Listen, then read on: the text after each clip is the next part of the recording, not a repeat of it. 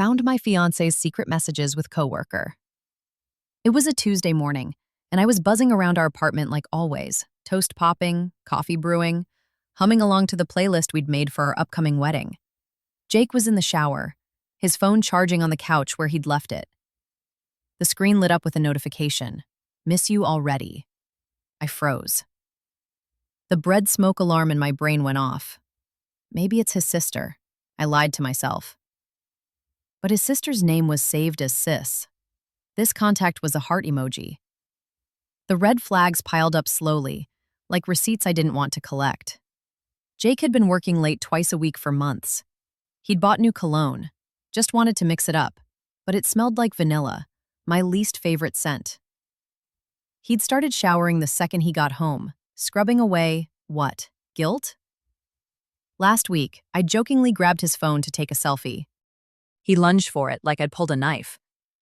"Privacy, babe," he'd said. But his laugh sounded hollow, his pupils wide and skittish. That night, I stared at the ceiling, replaying every time he'd avoided eye contact, every excuse that didn't quite add up. 2 days ago, he forgot his phone. Again. It buzzed on the kitchen counter while he was grabbing groceries. My hands shook as I typed in his passcode, our anniversary, a detail that now felt cruel.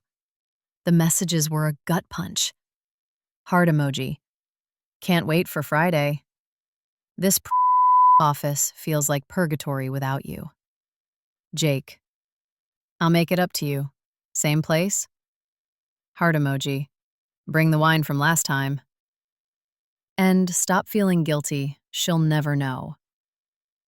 The dates stretch back to March. Our save-the-date cards had gone out in April. When Jake came home, I was sitting on the floor, his phone in my lap. He froze in the doorway, grocery bags dangling from his fists. The silence was a living thing. "Who is she?" I whispered. "It's not what it looks like," he said automatically, like he'd rehearsed it. 8 months, Jake. You proposed 6 months ago. He ran a hand through his hair, eyes glazed with panic. It just happened. We're just blowing off steam. We were supposed to be forever. He didn't deny it, didn't fight, just stood there, a stranger in the home we'd painted together. Now I'm at my best friend's apartment, wearing the same sweats I threw into a suitcase. The ring sits on our coffee table, catching the lamplight. I can't stop shaking. Jake's blown up my phone, calls, texts, voice memos, sobbing apologies. His coworker's name is Lauren. They met during the IT training I encouraged him to take. I've deleted our wedding playlist, but the songs still loop in my head. My friend hands me a glass of water. "What do you want to do?"